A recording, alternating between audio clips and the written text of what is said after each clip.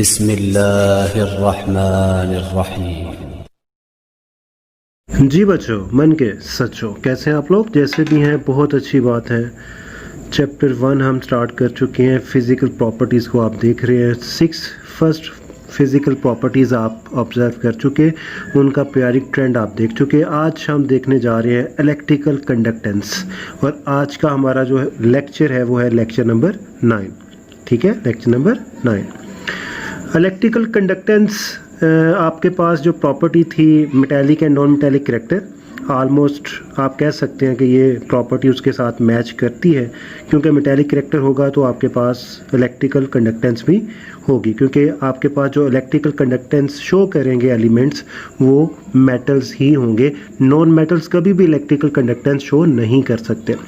अब what is electrical conductance, इसको आप सिंपल डिफाइन कर सकते हैं, the ability of an element to conduct electric current, कि एक एलिमेंट इलेक्ट्रिक करंट को कितना अलो कर रहा है कि वो उसमें से पास हो। ठीक है, that will be the electric current, electric conductance. तो ये आप डेफिनेटली जानते हैं कि इलेक्ट्रिक कंडक्टेंस हमेशा कौन शो करेंगे? मेटल्स, और इनकी जो डिपेंडेंस होती है वो आपके पास होती है कैरियर्स पे। अगर आपके पास कैरियर्स हैं तो फिर ये कंडक्टिविटी होगी, अगर आपके पास कैरियर्स नहीं हैं तो फिर ये कंडक्टिविटी नहीं होगी।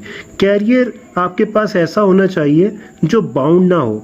जैसे फॉर एग्जांपल आपके पास ये एक कैरियर है, अब ये एक पोजीशन पे बाउंड हो गया, ये मूव नहीं कर सकता, तो ये कभी भी कैरियर के तौर पे यूज़ नहीं हो सकता, ये एक्ट नहीं कर सकता एज कैरियर। क्यों? क्योंकि कैरियर का काम ही क्या है? एक पॉइंट से दूसरे पॉइंट तक जाना और इंफॉर्मेशन प्रोवाइड करना। ठीक है, एक पॉइंट से दूसरे पॉइंट तक जाना, इंफॉर्मेशन प्रोवाइड करना। यहाँ पे जो कैरियर होगा वो इलेक्ट्रॉन्स को जो है वो लेके जाएगा। ठीक है, तो यहाँ पे इन केस ऑफ मेटल्स आपके पास जो कैरियर्स होंगे वो खुद इलेक्ट्रॉन होंगे, और वो ऐसे इलेक्ट्रॉन होंगे जो लूजली अटैच हों किसी भी सिस्टम में या फिर फ्री हों। लूजली अटैच हों या फिर फ्री हों। फर्स्ट पॉइंट मैंने बोला लूजली अटैच्ड, और सेकंड पॉइंट मैंने बोला कि वो फ्री हों, मींस उन पे कोई भी फोर्स ऑफ अट्रैक्शन शो ना हो रही हो, वो फ्रीली अपना वर्क करें, मूवेबल हों। ठीक है, वो डीलोकलाइज्ड हों, वो लोकलाइज्ड ना हो। लोकलाइज्ड का मतलब क्या होता है? फिक्स होना, और डीलोकलाइज्ड का मतलब क्या होना? Not fix. ठीक है, आगे हम इसको डिफाइन करेंगे।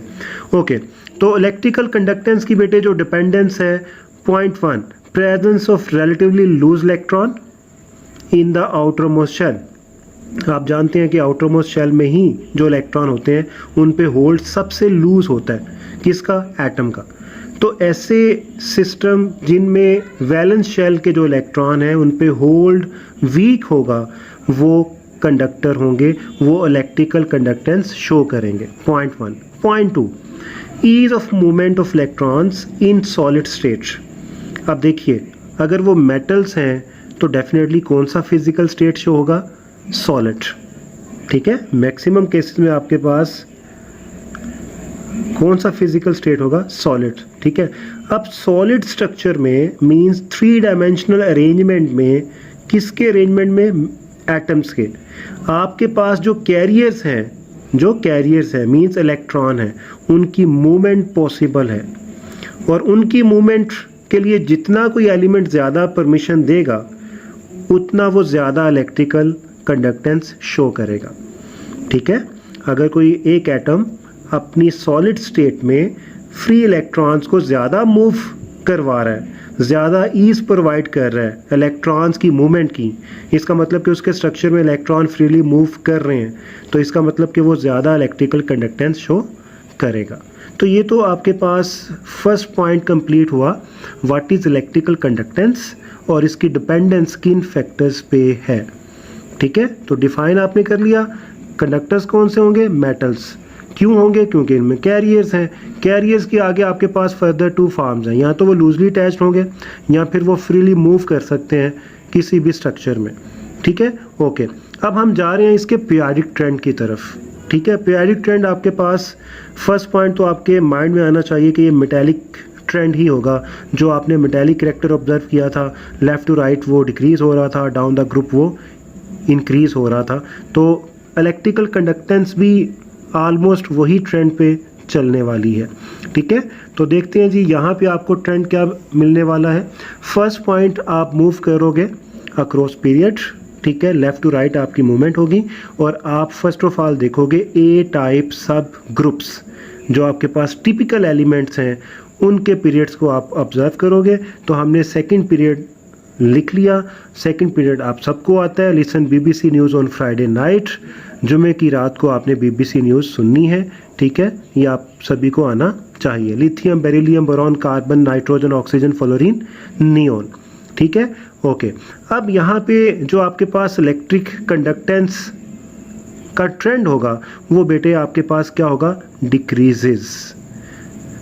अब ऐसा क्यों, मैंने अभी ऊपर आपको बताया ऊपर वाले पॉइंट में कि जहाँ पे कैरियर्स ज़्यादा होंगे वहाँ पे कंडक्टेंस ज़्यादा होगी। कैरियर्स ज़्यादा कहाँ पे होंगे, या तो उन पे होल्ड लूज हो या फिर वो फ्री हो। ठीक है, तो यहाँ पे जब आप मूव करोगे लेफ़्ट टू राइट, लिथियम का साइज़ इस पूरे पीरियड में लार्जेस्ट साइज़ है। ऐसे ही है, जब इसका साइज़ लार्ज होगा तो इसके वैलेंस इलेक्ट्रॉन पे होल्ड सबसे वीक होगा, होल्ड सबसे वीक होगा। बेरिलियम की तरफ आओगे तो साइज़ और रिड्यूस हो जाएगा, क्योंकि आप ये पढ़ चुके हो कि आपके पास जो पीरियड में साइज़ है वो लेफ़्ट टू राइट डिक्रीज करता है। तो जब साइज़ डिक्रीज करेगा तो इस पे होल्ड इस एटम का ज़्यादा होगा। ठीक है, अब साइज़ क्योंकि डिक्रीज करता जा रहा है, होल्ड ज़्यादा स्ट्रॉन्ग होता जाएगा और जैसे जैसे आप लेफ़्ट टू राइट मूव करोगे आपके पास जो होल्ड होगा वैलेंस शेल पे एटम का, वैलेंस इलेक्ट्रॉन पे एटम का, वो स्ट्रॉन्ग होता जाएगा, जिसकी वजह से हमें इलेक्ट्रॉन अवेल नहीं होंगे, इलेक्ट्रॉन एक्ट नहीं कर पाएंगे एज अ कैरियर। वो इतने फ्री नहीं होंगे या उनको इतना फ्री नहीं किया जाएगा कि वो अपनी मर्जी कर सकें। ठीक है, तो यहाँ पे आपके पास क्या होगा, लिथियम, बेरिलियम, तो आपके पास होंगे कंडक्टर्स। क्या होंगे, कंडक्टर्स होंगे। लेकिन जैसे ही आप बी की तरफ जाओगे तो यहाँ पे आपके पास नॉन कंडक्टर जो करैक्टर होगा वो डेवलप हो जाएगा और ये जो करैक्टर है ये इंक्रीज होता जाएगा up to neon, up to neon. ठीक है, तो इसका मतलब क्या होगा कि यहाँ पे जो मेजर फैक्टर है दैट इज साइज। जो साइज डिक्रीज होता जा रहा है उसकी वजह से होल्ड अच्छा होता जा रहा है वैलेंस इलेक्ट्रॉन पे, और हमें वैलेंस इलेक्ट्रॉन अवेल नहीं होते कंडक्टिविटी के लिए। तो इस वजह से आपके पास जो पीरियड में जो ट्रेंड होगा वो फर्स्ट 2 ग्रुप के जो एलिमेंट हैं, ठीक है, वो आपके पास कंडक्टर होंगे, रिमेनिंग आपके पास नॉन कंडक्टर होंगे।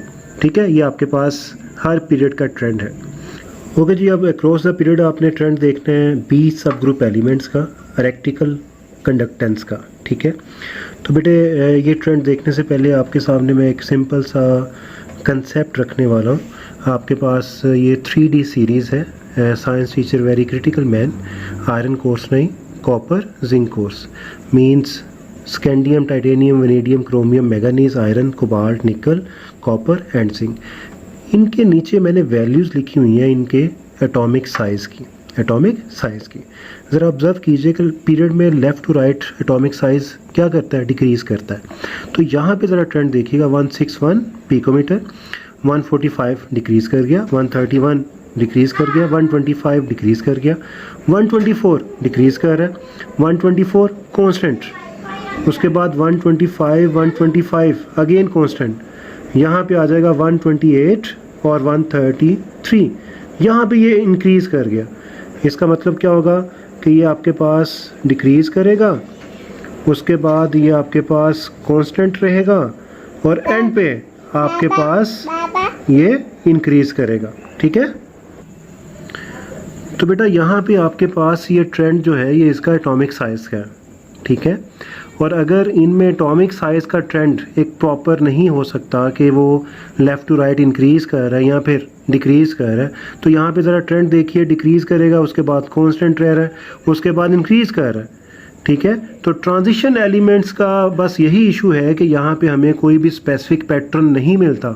ठीक है, ये जस्ट एक प्रॉपर्टी आपके सामने रखी सिर्फ इस वजह से कि आपको इस प्रॉपर्टी के बारे में बताया जाए कि यहाँ पे जो इलेक्ट्रिकल कंडक्टिविटीज़ हैं या कंडक्टेंस है उनका भी हमारे पास कोई स्पेशल पैटर्न नहीं होता, और ऐसे पैटर्न को हम जो है वो अनएक्सपेक्टेड पैटर्न रिकमेंड करते हैं। कहीं पे वो ज़्यादा हो जाएगा, कहीं पे वो कम हो जाएगा। तो इन transition series the values of electrical conductivity is very so abruptly. Abruptly का मतलब क्या होता है? अनएक्सपेक्टेड। अनएक्सपेक्टेड कि आप एक ट्रेंड पे चल रहे हैं और उसके बाद आपके पास सडन चेंज आया, वो इंक्रीज़ कर गया या फिर डिक्रीज़ कर गया। That no general trend can be assign to them, कि आपके पास कोई भी ट्रेंड जो है वो यूज़ नहीं हो सकता। आप ये नहीं कह सकते कि इलेक्ट्रिक कंडक्टेंस आपके पास लेफ़्ट टू राइट डिक्रीज़ करेगी या फिर वो इंक्रीज़ करेगी, आपके पास वेरिएशंस आएंगी। तो इस वजह से ट्रांजिशन सीरीज़ में हम कोई भी ट्रेंड जो है वो यहाँ पे अप्लाई नहीं कर सकते। ठीक है, आपके पास जो लास्ट प्रॉपर्टी है physical property, that is hydration energy. Hydration energy chapter number 9 में आप कंसेप्ट ले चुके हो। हाइड्रेशन एनर्जी, लैटिस एनर्जी को भी आपने डिफ़ाइन किया चैप्टर नंबर 7 में। तो इस टॉपिक में सब कुछ जो है वो ऐड होने वाला है। फर्स्ट ऑफ ऑल आपके पास ये एक आयनिक कंपाउंड है। आयनिक कंपाउंड, आयनिक बॉन्ड होगा जी इसमें, KBr, NaCl सारे आयनिक कंपाउंड है। इस आयनिक कंपाउंड को जब आप वाटर में डिज़ोल्व करोगे, जब आप वाटर में डिज़ोल्व करोगे तो ये रिस्पेक्टिव आयंस में कन्वर्ट होगा, डिसोसिएट हो जाएगा, इसकी ब्रेक डाउन होगी रिस्पेक्टिव आयंस में। इस पर्पस के लिए जो आपको एनर्जी रिक्वायरमेंट है, क्योंकि आपने अट्रैक्शन फोर्सेस पे ओवरकम करना है, you have to provide energy, और इसको हम कहते हैं लैटिस एनर्जी। लैटिस एनर्जी, ठीक है। चैप्टर 7 में आपने फॉर्मेशन की सेंस में इसको देखा था। यहाँ पे आप उसी आयनिक कंपाउंड को ब्रेक डाउन कर रहे हो रिस्पेक्टिव आयंस में, तो ये भी लैटिस एनर्जी होगी। इन केस ऑफ NaCl कितनी होती है? 787, ये लेकिन यहाँ पे आप प्रोवाइड करोगे। तो फर्स्ट स्टेप तो हमारा हो गया, जब भी हम किसी सब्सटेंस को डिज़ोल्व करेंगे, स्पेशली आप आयनिक कंपाउंड को डिस्कस कर रहे हो, आयनिक कंपाउंड को डिज़ोल्व करोगे वाटर में, तो आपको एनर्जी प्रोवाइड करना पड़ेगी इसकी ब्रेक डाउन के लिए, that will be lattice energy. ठीक है, लेकिन नेक्स्ट पॉइंट, जब आपके पास आयंस आ जाएंगे, आयंस आ जाएंगे, उन आयंस का जो इंटर रिएक्शन होगा वाटर के साथ, ठीक है, वो आपके पास नेक्स्ट टाइप ऑफ एनर्जी होगी, और इस एनर्जी को हम नाम देते हैं hydration energy. Hydrate means water, कि यहाँ पे इंटर रिएक्शन होगा आयंस का किसके साथ? वाटर के साथ। तो असल में आपके पास ये जो चेंज होगा ये ओवरऑल चेंज होता है। तो इस ओवरऑल चेंज को आप नाम देते हो hydration energy of a substance. Hydration energy of a substance. यहाँ पे 2 पॉइंट जो मैं रिपीट कर रहा हूँ। फर्स्ट स्टेप में कंपाउंड ब्रेक डाउन करेगा रिस्पेक्टिव आयंस में, नेक्स्ट स्टेप में रिस्पेक्टिव आयंस इंटरैक्ट करेंगे वाटर के साथ। इस कंप्लीट प्रोसेस को आप नाम दोगे हाइड्रेशन एनर्जी का। हाइड्रेशन एनर्जी का, ठीक है, जिसमें फर्स्ट स्टेप आपके पास होगा लैटिस एनर्जी का, और सेकंड स्टेप असल में होगा हाइड्रेशन एनर्जी का। लेकिन ये हाइड्रेशन एनर्जी इन पार्ट्स होगी, मींस ये आपके पास आयंस की होगी, ये आपके पास कंपाउंड की नहीं होगी। ठीक है, तो बेटा हाइड्रेशन एनर्जी, अगर आप किसी सब्सटेंस की बात करोगे कि हाइड्रेशन एनर्जी आपके पास सोडियम क्लोराइड की कितनी है, तो उसके लिए फिर आपको कंप्लीट प्रोसेस को देखना पड़ेगा कि आपके पास इस कंपाउंड को डिज़ोल्व करने के बाद क्या क्या प्रोसेस हो रहा है। ठीक है, लेकिन अगर आप हाइड्रेशन एनर्जी अकेले आयन की बात करेंगे तो फिर आपने जस्ट एक प्रोसेस को डील करना है। तो हम फर्स्ट ऑफ ऑल करेंगे कंप्लीट प्रोसेस को, उसके बाद सिंगल स्टेप को डील करेंगे हाइड्रेशन ऑफ आयंस को। ठीक है, तो चलते हैं हाइड्रेशन एनर्जी की तरफ। Heat absorbed or evolved when 1 mole of a substance, 1 mole of a substance जो कि स्टैंडर्ड कंडीशन होती हैं, is dissolved in water to get an infinite dilute solution. अब इनफिनिट डाइल्यूट सोल्यूशन चैप्टर 9 में आप पढ़ चुके हो कि ये ऐसा सोल्यूशन होता है जिसको आप अगर फर्दर डाइल्यूट करो तो एंथैल्पी चेंज फर्दर नहीं होगा। जो एंथैल्पी चेंज हो चुका बस उतना ही होगा, जो एंथैल्पी चेंज हो चुका बस उतना ही होगा। ठीक है, फॉर एग्जांपल अगर आप सोडियम क्लोराइड को वाटर में डिज़ोल्व करते हैं, ये सॉलिड था, आपने वाटर में डिज़ोल्व कर दिया एक्वस मीडियम, तो ये रिस्पेक्टिव आयंस में कन्वर्ट हो जाएगा, और ये आयंस एक्वस फॉर्म में होंगे, एक्वस फॉर्म में। ठीक है, यहाँ से यहाँ तक आपने एनर्जी प्रोवाइड करनी है 787 प्लस में। लेकिन जब ये रिस्पेक्टिव आइंस में कन्वर्ट होगा और उसका इंटरैक्ट होगा वाटर के साथ, तो फिर एनर्जी इवॉल्व होगी, इन केस ऑफ सोडियम जो एनर्जी इवॉल्व होगी दैट इज 390 माइनस का मतलब ये नहीं कि वैल्यू कम है, माइनस का मतलब इवॉल्व होगी। और इन केस ऑफ क्लोराइड जो एनर्जी इवॉल्व होगी वो आपके पास होगी -384। तो अगर हम इन दोनों को सम करते हैं, तो ये वैल्यू हमारे पास आएगी 774। तो इतनी एनर्जी इवॉल्व हो रही है, इतनी एब्जॉर्ब हो रही है इस पूरे प्रोसेस में। तो आपके पास ओवरऑल जो चेंज होगा, ओवरऑल जो हाइड्रेशन एनर्जी होगा, वो आपके पास इन दोनों का सम होगा।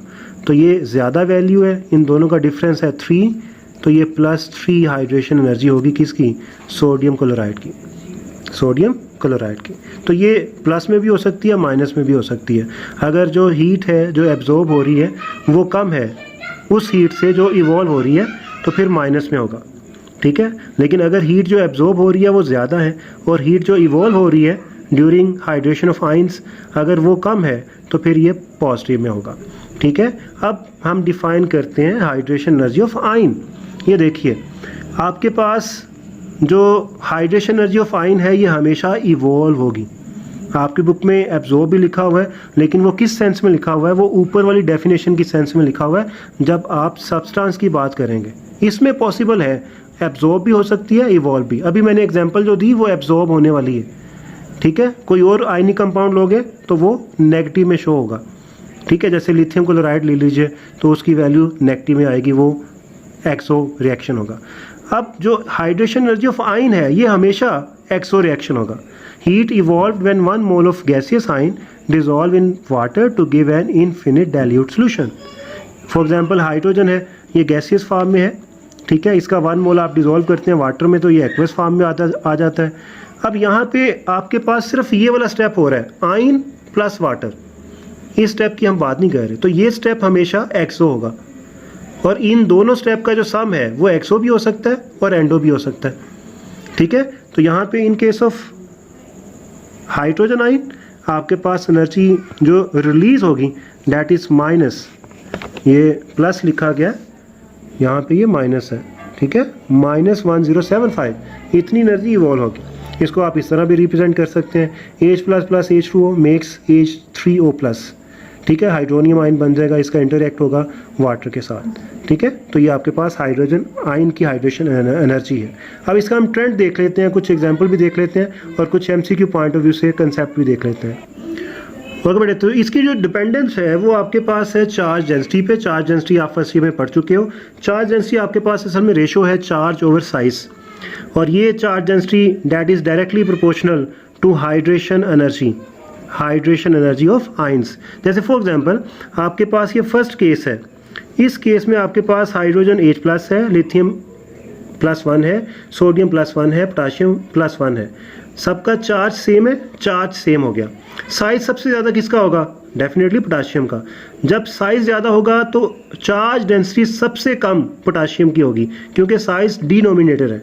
ये जितना ज़्यादा होगा ओवरऑल वैल्यू उतनी कम होगी, और जितनी कम वैल्यू होगी उतनी कम हाइड्रेशन एनर्जी होगी। उसकी वजह क्या है कि उतनी वीक अट्रैक्शन फोर्स डेवलप होगी। अट्रैक्शन फोर्स वीक डेवलप होगी तो less amount of energy evolve होगी, ठीक है। तो in case of H+, lithium, sodium, potassium ions आपके पास सबसे ज़्यादा एनर्जी किसकी होगी? हाइड्रोजन की। क्यों? क्योंकि उसका साइज सबसे स्मॉल है, ठीक है। नेक्स्ट पॉइंट आपके पास है हैलोजेंस की, fluorine, fluoride, chloride, bromide, iodide. तो बेटा इसमें भी सेम कंसेप्ट होगा, चार्ज सबका सेम है और साइज जो सबसे स्मॉल है वो इसका फ्लोराइड आयन का।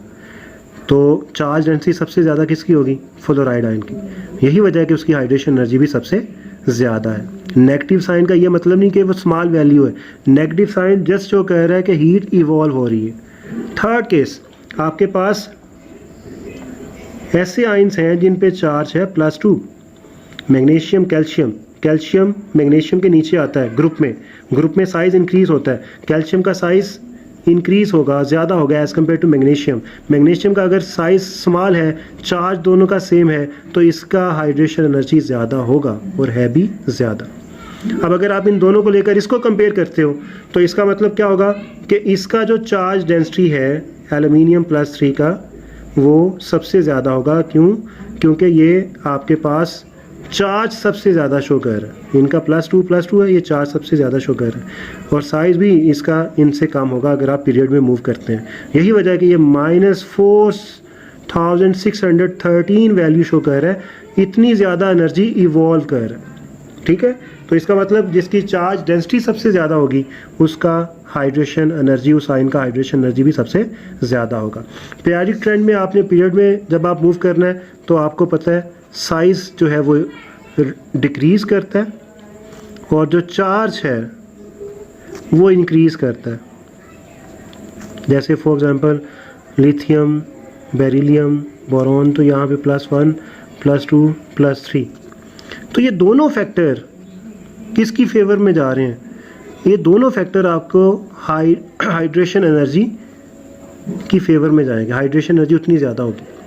क्यों? क्योंकि दोनों फैक्टर चार्ज डेंसिटी को इंक्रीज़ करेंगे, जिसकी वजह से hydration energy left to right increase करेगी।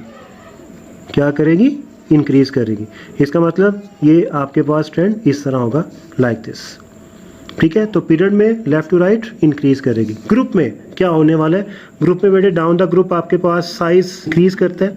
जब साइज़ इंक्रीज़ करेगा तो डेफिनेटली चार्ज डेंसिटी, क्योंकि आपके पास जो चार्ज है वो तो सेम रहना है, साइज़ इंक्रीज़ करने से चार्ज डेंसिटी डिक्रीज़ करेगी, जिसकी वजह से ग्रुप में जो हाइड्रेशन एनर्जी ऑफ आयन है वो बेटा डिक्रीज़ करेगी, वो डिक्रीज़ करेगी। ठीक है, तो ये आपके पास एक सिंपल ट्रेंड है। क्वेश्चन नंबर 14 का पार्ट ई है, hydration energy of following ions are in the following order. Aluminium +3 का सबसे ज़्यादा, मैग्नीशियम +2 का उससे कम है और सबसे कम है सोडियम +1 का। इसकी रीज़न आपके पास क्या होगी? नोट्स में आपको प्रोवाइड कर दिया गया और यहाँ पे भी आपको समझा दिया गया किस बेस पे आप इसको जस्टिफाई करोगे, on the basis of charge density. ठीक है, तो किसी बच्चे का कोई क्वेश्चन है तो वो पूछे। ठीक है, ओके, अल्लाह हाफिज़।